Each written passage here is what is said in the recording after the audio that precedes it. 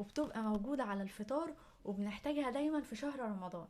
هنعمل تتبيلة الفول او التتبيلة بتاعة عربيات الفول او دقة الازازة، ليها كذا اسم كده غريب بنسمعه دايما. هنعملها النهاردة بكل تركاتها، وهتعرفي ازاي كل الاسرار اللي تطلعها معاكي في منتهى الجمال. بس لو لسه اول مرة بتشوفي قناتي ما تنسيش طبعا اشتراك في القناة وفعلي زر الجرس عشان يوصلك كل جديد. يلا نبدأ الحلقة. عشان نعمل دقة الفول او دقة الازازة بتاعة عربيات الفول محتاجين كل المقادير البسيطة السهلة دي. عندي هنا 3 فصوص من الثوم مهروسين، تمام، معلقة صغيرة من الملح، معلقة كبيرة من الكزبرة، ومعلقة كبيرة من الكمون. عندي كمان حبيتين من الليمون، عصير ليمونتين كبار بالشكل ده كده. وعندي كمان بقية التتبيلة اللي عندي، وهي المكونين دول: نص كوباية من الزيت، وربع كوباية من الخل. تمام كده، دي كل المقادير البسيطة اللي انا محتاجاها.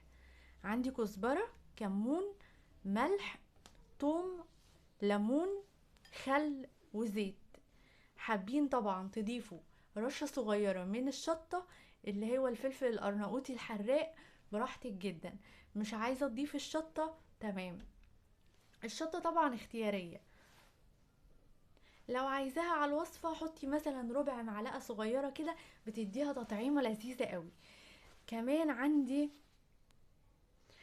عندي الثوم هنا، لو عايزة تضاعفي الكمية اكتر تحطي مثلا 5 6 فصوص، براحتك قوي. لكن انا هنا مكتفية ب3 بس، عشان الكمية دي بتعمل برضو معايا كمية حلوة قوي وهنشوفها دلوقتي. تعالي بقى نبدأ ونشوف الطريقة عاملة ازاي.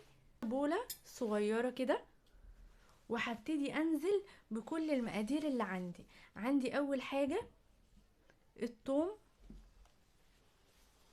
3 فصوص ثوم كده مهروسين طبعا في الهون او في الكبة المتوفر اشتغلي بيه.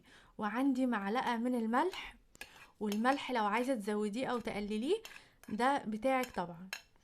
معلقة من الكزبرة والكمون هنزل بيهم برضو كده،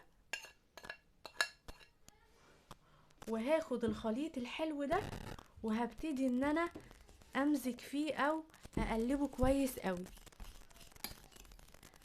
عايزة تحطي معلقتين كزبرة معلقتين كمون عادي جدا، او تحطي مثلا 5 6 فصوص توم تعملك كمية ما تحتاجيش ان انتي تعملي مثلا خلال شهر رمضان غير مرة واحدة، فبراحتك قوي. عايزة ادخل كل المكونات دي مع بعضها كده لحد ما الاقي حبات الثوم فرولت كده وبقت زي الرمل.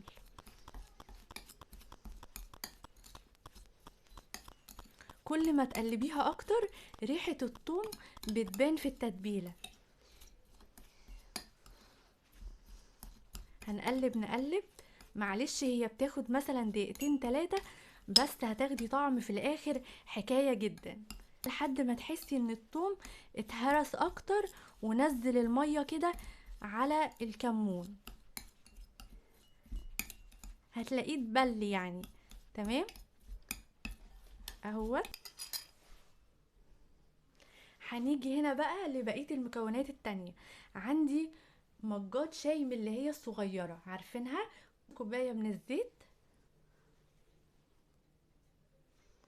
عليها ربع كوباية من الخل الابيض، تمام. ونقلب ندي تقليبة حلوة كده، هنلاقي لون الزيت اتغير خالص وبقى زي بتاع عربية الفول.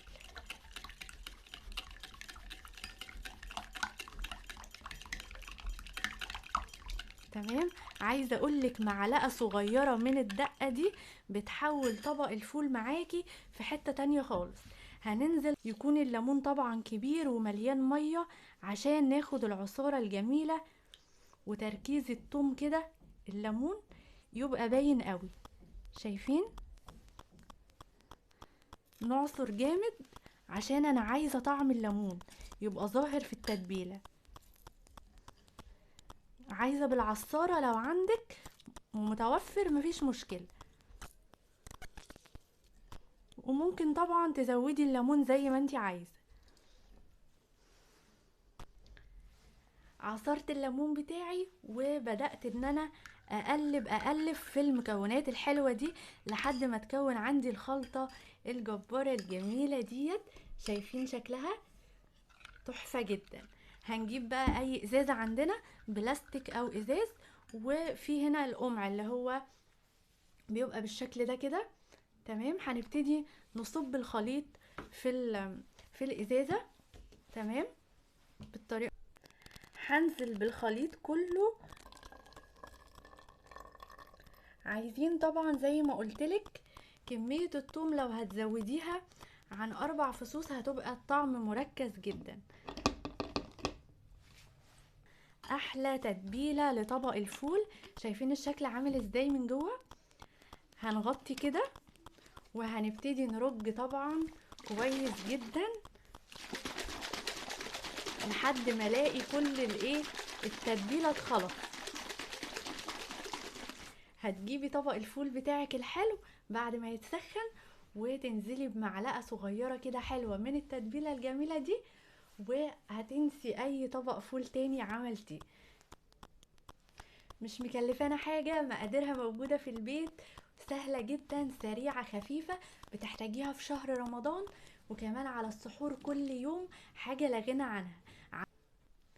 سر ازازة الدقة بتاعة العربيات بتاعة الفول، او دقة المطاعم، او تتبيلة الفول بتاعة العربيات، عملناها